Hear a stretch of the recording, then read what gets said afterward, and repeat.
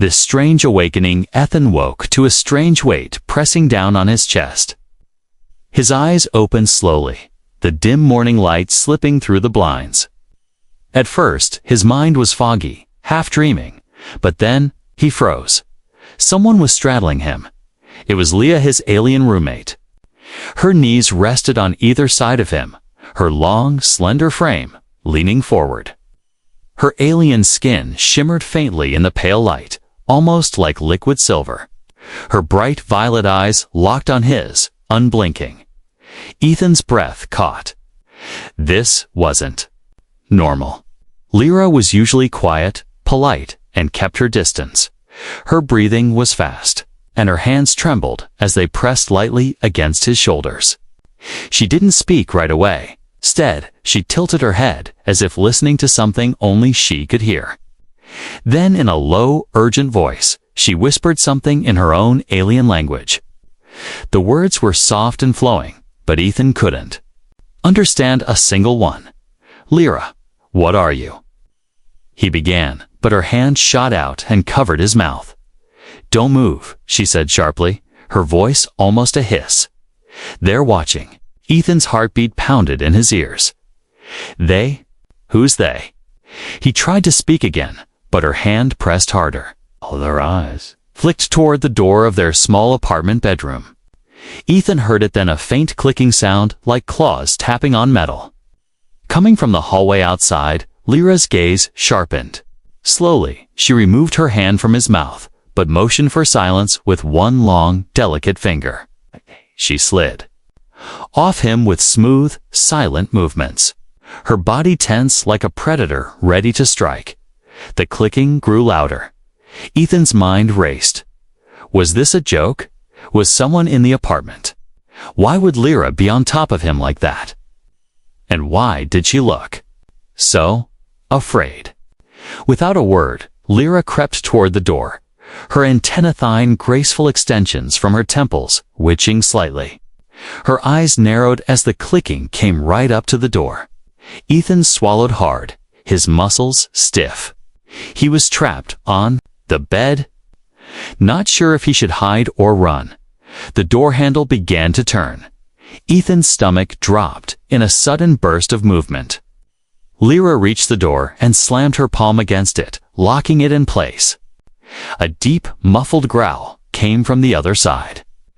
Ethan's skin prickled with fear. Whatever was out there, it wasn't human. Lyra stayed pressed against the door for a moment, breathing hard. Then she turned her head just enough to look at him. "They found us," she said. Ethan blinked, confusion and fear mixing. "Found us? Who? What's going on?" But she didn't answer. Instead, she moved quickly to her bed across the room and reached underneath it. Ethan watched in shock. As she pulled out a sleek, metallic case, no bigger than a shoebox. She opened it to reveal strange alien devices, small, glowing spheres, silver tubes with strange patterns, and a flat, disc-shaped object that hummed softly. "Lyra," Ethan whispered, still frozen on the bed. "What is all this? Things I hoped I'd never need again," she muttered. The clicking sound outside began again, this time moving toward the window. Lyra glanced sharply at it, then back at Ethan. "Get up. Now." Ethan hesitated for a second too long. And that's when one of the devices in the case started beeping, soft at first, then faster, sharper. Lyra's eyes widened. "There. Closer than I thought," she said. Ethan stood, finally moving toward her. Closer, whose before he could finish, the window rattled violently. The blinds shook, and a shadow passed over the glass. Ethan felt his chest tighten. Lyra grabbed one of the glowing spheres and shoved it into his hands. "If they break through, throw this at them and run. Do not stop. Do not look back." Ethan stared at the sphere. It was warm, pulsing lightly in his palm. "Run where?" Her lips pressed into a thin line. "Anywhere but here." The rattling stopped. Silence filled the room. Ethan's heart pounded harder than ever. Then, in that heavy, tense, quiet. The clicking returned right outside the door again. Slow, deliberate, almost as if whatever was out there knew they were trapped inside. Lyra stood between Ethan and the door. Her shoulders squared, her strange silver skin catching the weak light. Her antenna twitched again. "They won't wait much longer," she said quietly. The beeping in Ethan's hand grew faster. The air felt thicker, harder to breathe. He opened his mouth to ask her one last question, but before he could speak, the door handle turned again, this time harder. A low, guttural growl rumbled from the other side, vibrating through the thin wood. Ethan's fingers tightened around the glowing sphere. And then, the lock began to slowly, silently click open. The silent threat the lock turned halfway before Lyra slammed her palm against it again. The door shuddered, and something on the other side let out a sharp, angry click-click-click. Ethan felt the sound vibrate in his bones. It was unnatural, too fast to be human. "Back," Lyra hissed. Ethan stumbled a step away, clutching the glowing sphere she had given him. His mouth was dry, his mind still spinning. This was no prank. Whatever was on the other side of that door wanted in, and Lyra was the only thing keeping it out. The door shook violently, as if something huge had slammed into it. Lyra didn't flinch. She pressed her shoulder to the wood and reached into the metallic case again, pulling out a flat silver disc. She pressed a button on its surface, and a faint blue shimmer spread across the door, almost like ripples in water. "What is that?" Ethan whispered. "A shield," she said without looking at him. "It won't hold for long." The scratching at the door stopped suddenly. Silence. The kind of silence that felt heavy. Wrong, like the air itself was waiting. Lyra's antenna twitched. Her eyes darted toward the window. "They're moving," she muttered. Ethan followed. Her gaze and froze. The blinds shifted ever so slightly. Outside, just beyond the glass, a shadow passed.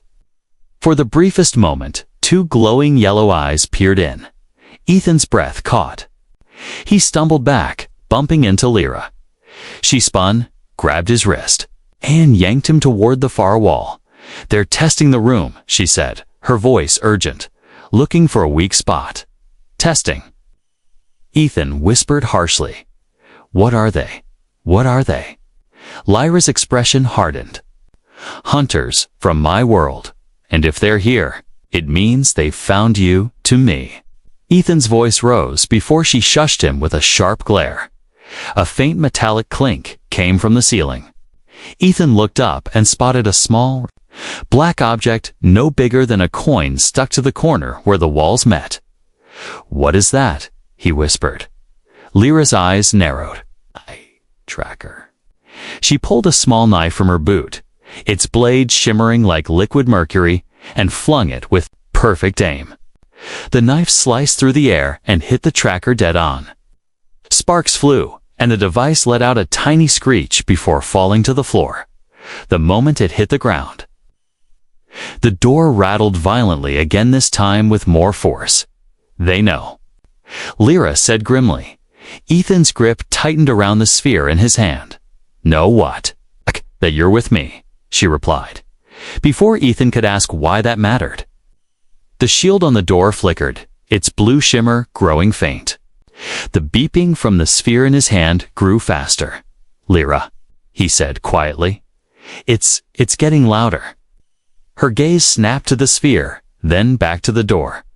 "We don't have time." She crossed the room in 3 strides, pulling open a narrow closet. Inside was a small hatch in the floor, barely big enough for a person to fit through. "Down," she ordered. Ethan shook his head. "What? No? I'm not crawling into some hole." A loud crack cut him off as the doorframe split. Through the gap, Ethan saw a flash of pale, clawed fingers. His stomach turned cold. Lyra's voice became steel. "Ethan, now." The sound in her tone, deadly serious, made him move without thinking. He dropped to his knees and slid into the narrow space. The air smelled of metal and dust. It was dark, but he could hear Lyra right behind him. The hatch closed above them, and the world went black.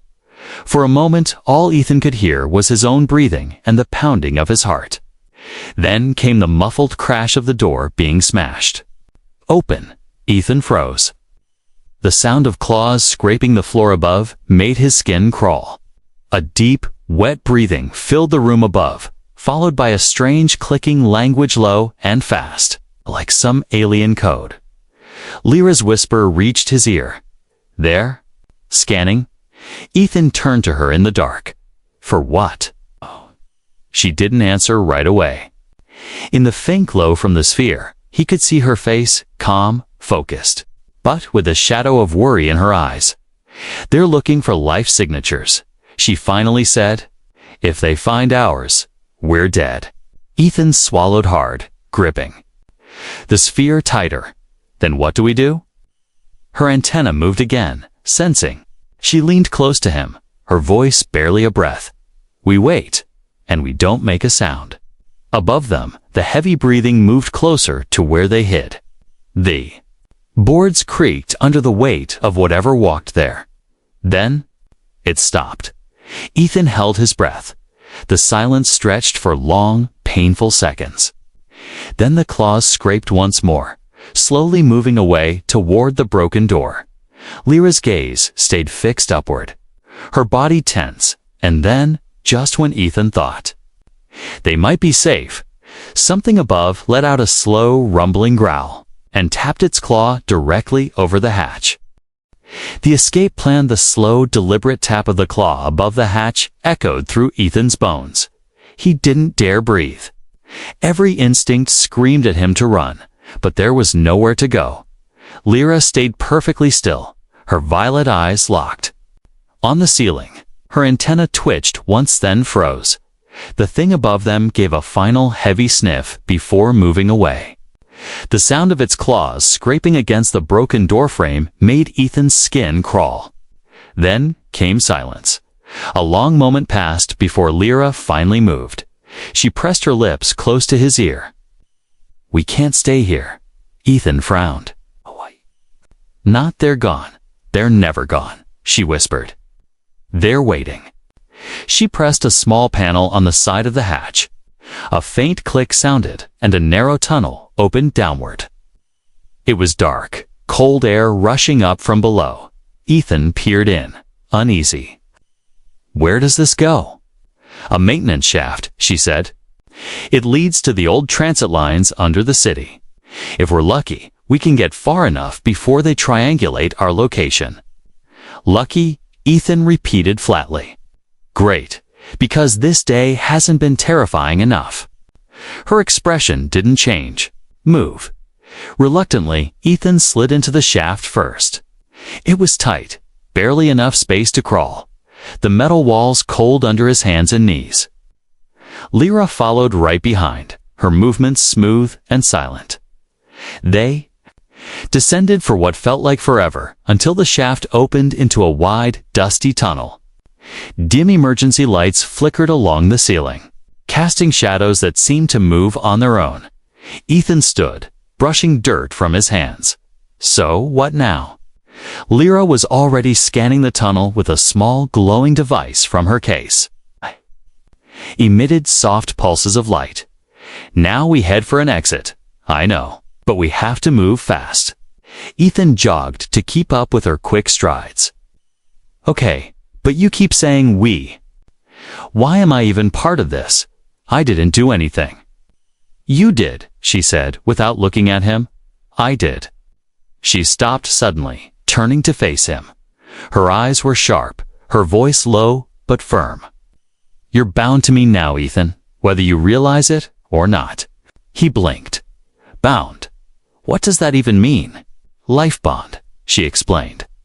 My people, when certain conditions are met. Two beings share life energy. You can't be harmed without it affecting me, and vice versa. The hunters know this. That's why they want you. Ethan felt his stomach twist. When did that happen? Her lips tightened. This morning, when I woke you. He opened his mouth to argue, but a distant clicking echoed down the tunnel. Lyra's head snapped toward the sound. They've found the shaft. Without another word, she pulled a small cube from her belt and pressed it against the wall. The cube shimmered, projecting a faint distortion around them. Ethan blinked in surprise. The air looked wrong, like heat waves rising off asphalt. Invisibility. He guessed. Light bend shield, she corrected. It won't fool them. For long, but it'll buy us seconds. They started running, their footsteps muffled by the dust. The clicking behind them grew louder, faster. Seconds. Ethan panted. You call this buying time? Keep moving, she barked. The tunnel twisted left, and suddenly, dim outlines of tall, thin figures appeared ahead, 3 of them. Their glowing eyes fixed in their direction. They're in front of us, too, Ethan hissed.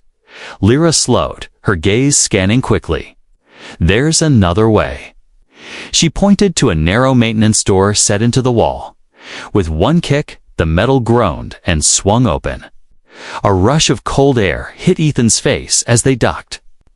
Inside, the space beyond was tight, filled with pipes and cables, but it sloped downward sharply. This leads to the lower tracks, she said, moving fast. They won't risk going too deep. Ethan followed, trying not to think about why they wouldn't risk it.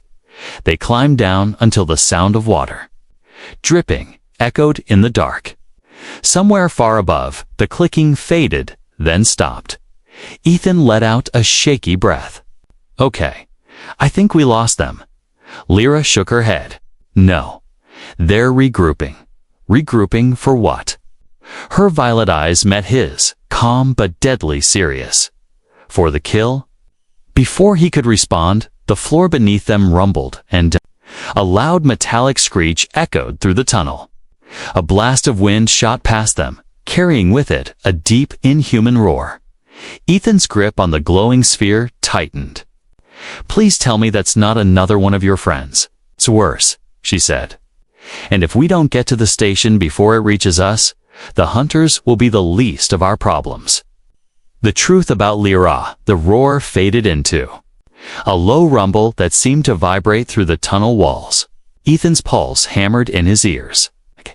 He kept looking over his shoulder, half expecting glowing eyes to appear out of the darkness. Lyra, he whispered. What was that?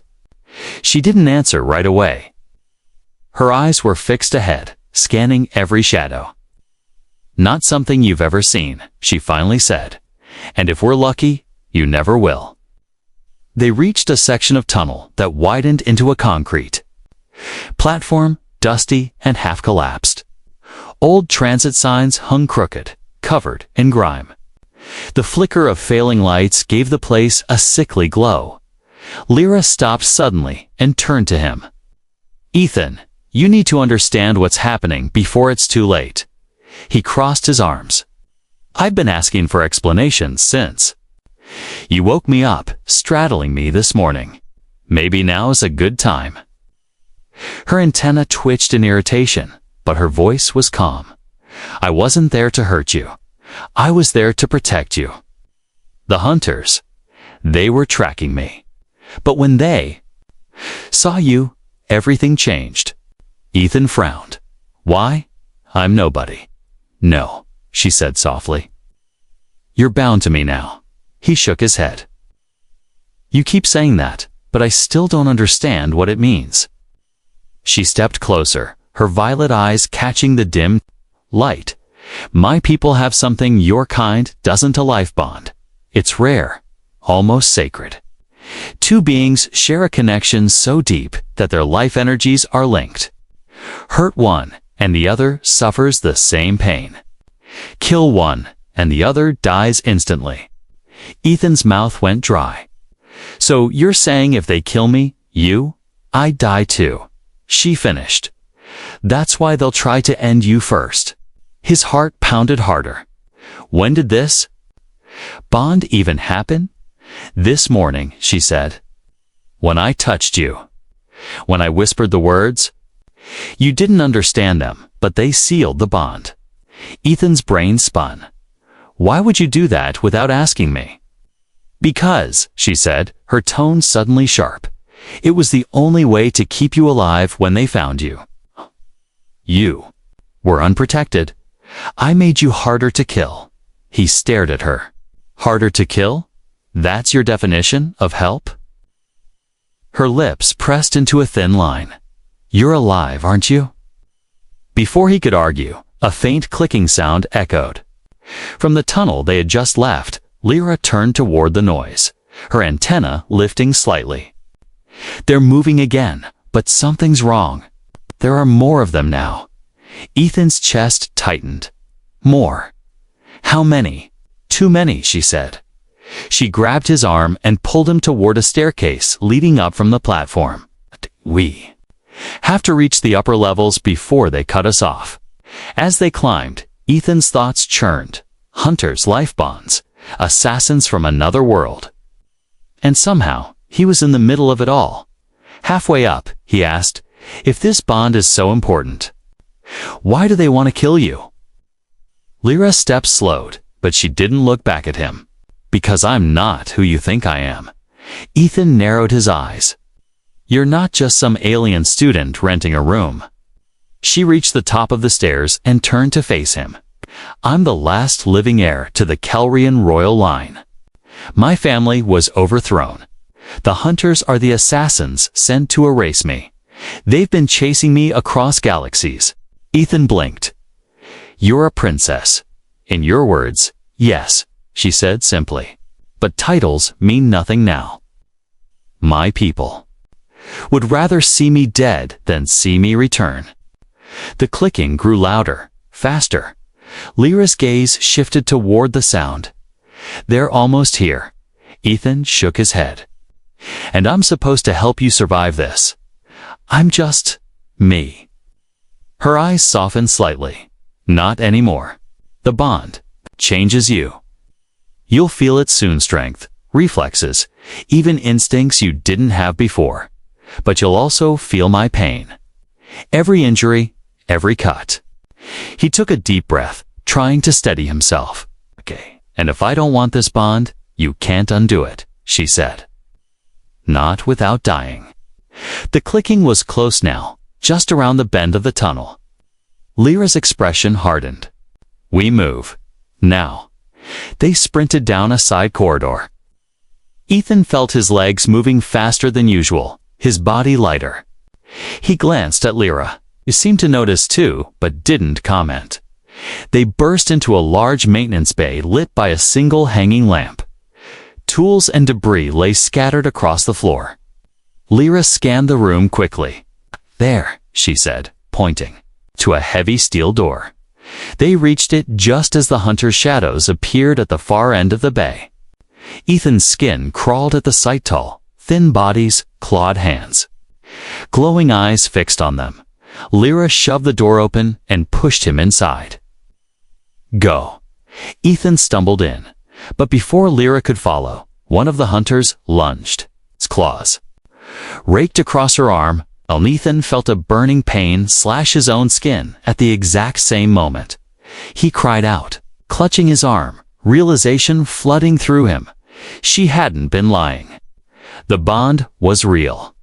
Lyra slammed the door and locked it. Breathing hard, her eyes met his. Now you understand. The bond's power. Ethan's breathing came in sharp bursts as the burning pain in his arm slowly faded. Across from him, Lyra leaned against the steel door, her own arm bleeding where the hunter's claws had torn through. You felt it, she said, her voice calm despite the wound. Ethan nodded, still shaken. It was like my arm was the one being cut. That's the bond, she said. Every injury I take, you feel. And if you're hurt, I feel it too. Ethan's gaze flicked to her arm. Then maybe we should stop getting hurt. Faint smirk tugged at her lips, but it faded quickly as the door behind her rattled under a heavy impact. The hunters were still there, and they were not giving up. They'll break through eventually, Lyra said. We have minutes, maybe less. Ethan took a shaky step back. Then we run again. She shook her head. Not this time. We can't keep running. We need to fight our way out. He stared at her like she was insane. Fight them. You just said they're assassins who have been chasing you across galaxies. Lyra stepped toward him, her violet eyes intense. Yes, and now they're chasing us. You're not just human anymore, Ethan. The bond is already changing you. Ethan frowned. Changing me? How? Look at your hand, she said. He glanced down. Faint glowing lines traced along the veins of his hand, pulsing in rhythm with his heartbeat. They weren't painful, just warm, like a low hum of energy under his skin. What? What is this life energy? She explained. Shared between us. It will make you stronger, faster, more aware. But it will also connect us so completely that your instincts will link with mine. The steel door shuddered again, harder. This time, dust fell from the ceiling. I don't know how to fight aliens, Ethan hissed. You don't have to know, Lyra said. You just have to trust me. Before he could reply, she pressed one of the glowing spheres from her case into his hand. When they come through, throw it at the ground. Hard, it will release a shockwave. Then we move together. The pounding on the door grew louder. A deep growl rumbled through the metal. Ethan's palms were slick with sweat, but he tightened his grip on the sphere. If this bond works the way you say, can I use it now? Lyra's antenna twitched. Yes, and you'll know when. The steel buckled inward with a sharp, metallic screech. The hunters were forcing the lock. Ethan's heart pounded. He could feel Lyra's heartbeat too steady, focused through the strange link between them. It calmed him more than it should. The door finally burst open and 3 hunters stormed in, their glowing eyes locking onto them instantly.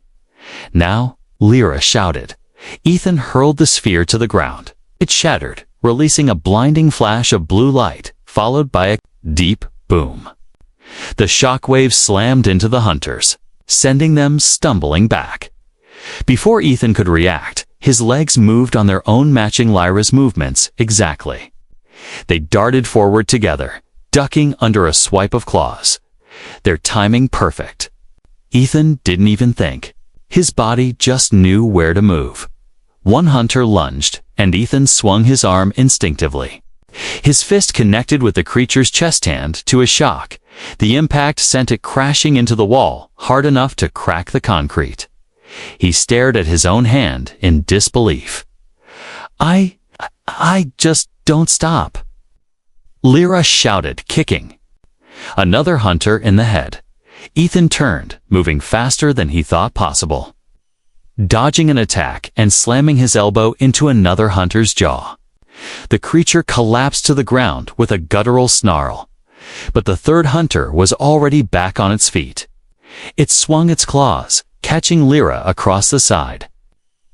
The pain lanced through Ethan's ribs instantly, nearly dropping him. Stay up.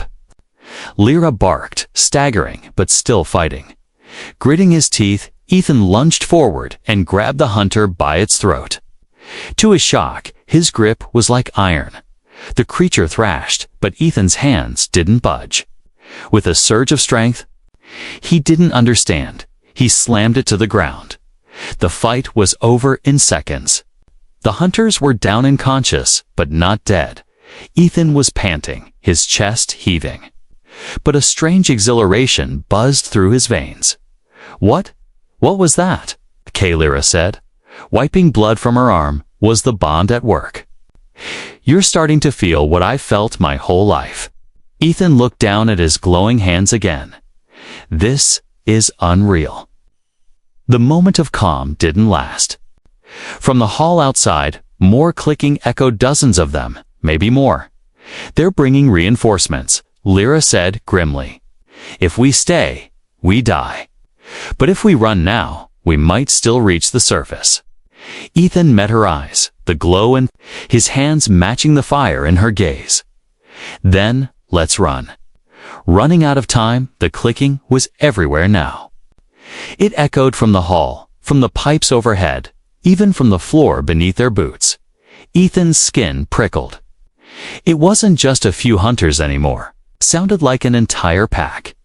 Lyra grabbed his wrist and pulled him toward a side passage. Move. They'll block every exit if we don't get ahead of them. Ethan followed, still catching his breath from the last fight. The glow in his hands had faded to a dim pulse, but his body still felt lighter, faster. Lyra, how many of them are there? Too many, she said, without slowing. Once they commit to a hunt, they don't stop until one of us is dead. That's not exactly comforting, he muttered, dodging a low-hanging pipe. The tunnel curved sharply, opening into a massive underground junction. 4 different passages branched out from it, but each one was swallowed by deep shadows. The faint sound of claws scraping concrete came from every direction. Ethan's chest tightened. They're already here. Lyra's eyes darted between the tunnels, her antenna twitching rapidly. We can't outrun them like this. Not with you still untrained. I'm doing fine, Ethan protested. You're surviving, she corrected. There's a difference. She pulled something from her belt, a small, flat device, etched with alien markings. There's one way to make sure we get out alive. But it's dangerous. Ethan eyed the device warily. Dangerous how? If we complete the bond fully, your body will adapt instantly. You'll have all the strength, speed, and instincts you need. But it's permanent. Once it's done, you'll never be fully human again. Ethan hesitated. The thought of giving up his humanity made his stomach turn. And if I say no, then when they close in, you'll die before you even see the blow coming, she said flatly. The clicking grew louder. A shadow moved in one of the tunnels, then another. Shapes were emerging, tall and thin, glowing eyes cutting through the dark. They're surrounding us, Ethan said, his pulse spiking. You have seconds to decide, Lyra told him, stepping closer, the device glowing faintly in her hands. Do we finish the bond, or do we make our last stand as you are? The hunters stepped into the dim light, no 6 of them, moving in perfect silence except for that unnerving clicking. Ethan swallowed hard. He could feel Lyra's heartbeat through the link, fast but steady, like she was ready for anything. He made his choice. Do it. Her eyes locked on his for a brief moment, as if searching for any doubt. Then she placed the device between their joined hands. A pulse of light shot through him like liquid fire. His knees buckled, but Lyra's grip held him steady. The glowing lines on his skin flared, spreading up his arms and across his chest.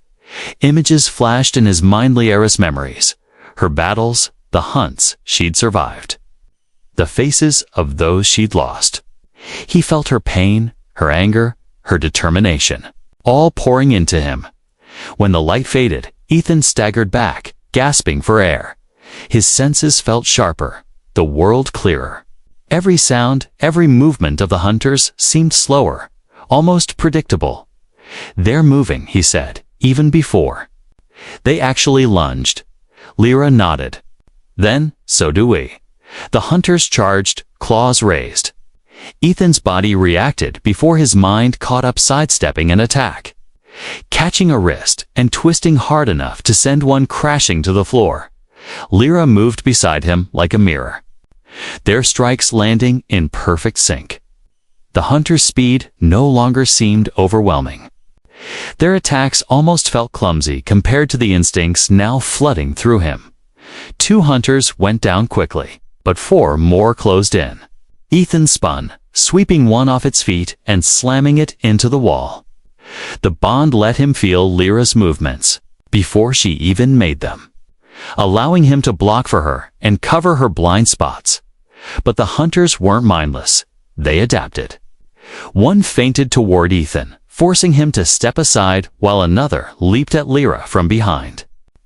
The moment her pain hit him, Ethan roared and yanked the attacker away, throwing it hard enough to crack the concrete floor. The remaining two hunters paused, clicking rapidly to each other. Then, as if deciding the fight wasn't worth it, they retreated into the shadows, their glowing eyes fading from view. Ethan stood in the middle of the junction, chest heaving, his hands still faintly glowing. We won. For now, Lyra said, scanning the tunnels. They'll be back with more. But you fought like one of us. He swallowed, the weight of her words sinking in. One of you. Not one of me anymore. Her gaze softened just slightly. You're both now human and Kelrian, and that makes you something they fear. The clicking had stopped, but the silence that followed felt heavier than before. Far above them, the faint rumble of the city could be heard, a reminder that the surface was still far away. Lyra pointed to one of the darker tunnels. That way leads up. If we keep moving, we can be out before the next wave arrives. Ethan nodded, following her into the dark. But in the back of his mind, one thought wouldn't leave him. If the hunters feared him now, who else would? The final choice, the tunnel sloped upward, the air growing warmer with every step. Somewhere above, Ethan could hear the distant hum of traffic, a reminder that the surface and freedom was close, but the silence behind them felt wrong. The hunters had retreated to Isley. Lyra's antenna twitched. They're not chasing us, she murmured. Ethan frowned. That's good, isn't it? No, she said, her voice low. It means they're waiting. They moved cautiously, their footsteps echoing in the narrow passage. The glow in Ethan's hands had dimmed, but the bond still thrummed between them. Carrying her unease straight into his gut, the tunnel ended at a rusted maintenance hatch. Lyra pushed it open, revealing a shadowy alley behind a row of old buildings. The sky above was gray, the air heavy with the smell of rain. Ethan stepped out first, scanning the alley. I don't see anyone. They're here, Lyra said. Emerging behind him, as if on cue, a tall, thin figure stepped into view at the alley's mouth. Then another. And another. Within seconds, the exits were blocked on both ends by at least a dozen hunters, their glowing eyes fixed on the pair. Ethan's pulse spiked. 12 of them. We barely handled 6. They know you're stronger now, Lyra said. They'll come all at once. He glanced at her. So, what's the plan? She hesitated. There's one thing I haven't told you. The bond has a final stage. If we complete it, we'll be unstoppable for a short time, fast enough, strong enough to kill all of them. That sounds great. Why didn't we do it already? Ethan asked. Because when the final stage ends, she said quietly, one of us dies. Ethan froze. Dies? As in? As in, only one soul survives the merge. The other burns out. His throat tightened. And you were just never going to mention that? I hoped it wouldn't come to this, she admitted. But they won't stop until you're dead. Or I am. The hunters began to click in unison, their sound bouncing off the alley walls like an alien drumbeat. They were getting closer. Ethan's mind raced. So my choices are, we fight as we are, and probably die, or we merge, and one of us doesn't make it. Yes, Lyra said, her eyes never leaving the hunters. But if we choose not to, neither of us will survive long enough to regret it. The rain began to fall, cold drops spattering against Ethan's face. Time was running out. He looked at her, and in the bond, he felt everything: her determination, her fear, her readiness to give her life for his, if it came to that. You were ready to sacrifice yourself, he said quietly. If it means the heir to my bloodline survives, she said, then yes, even if you're not Kelrian by birth. The bond makes you part of my line now. My people might accept you, or fear you enough to leave you alone. The hunters began to advance. Ethan clenched his fists. No, we're not picking one life over the other. Not if we can help it. There's no other way, Lyra said. Then, we make one, he replied. Before she could question him, the first hunter lunged. Ethan moved instinctively, his body reacting faster than thought. He dodged the claws, grabbed the creature's arm, and twisted hard enough to break bone. Lyra was right behind him, striking another across the throat. They fought like one being, their movements perfectly in sync. The bond sang between them, guiding every step. Every strike. The alley became a blur of motion, claws flashing, rain splashing, bodies slamming against brick walls. For a moment, it felt like they might actually win without the final stage. But the hunters adapted, pressing harder. One managed to slash Ethan's side, and the pain shot through both of them. Lyra staggered, giving another hunter the opening to grab her. Ethan roared, the bond flaring white-hot. He felt a surge of strength unlike anything before, a taste of what the final stage would be. He broke the hunter's grip and slammed it to the ground. Do it now, Lyra shouted over the chaos. Finish the bond. Ethan shouted. Back. We end this together. With the last of their strength, they pushed back. 2 hunters went down. 3 more fell 2 coordinated strikes. Finally, the last one hesitated, clicking nervously, before turning and melting into the rain-soaked streets. The alley was silent again, except for their heavy breathing. Lyra leaned against the wall, blood mixing with rain on her skin. We're reckless, she said. But we're both alive, Ethan replied, his glowing hands slowly dimming. She gave a small, tired smile. For now, far above, on a rooftop, a shadowy figure watched them through a scope-like device. Its voice crackled in an alien language. They survived, it said. Begin the next phase.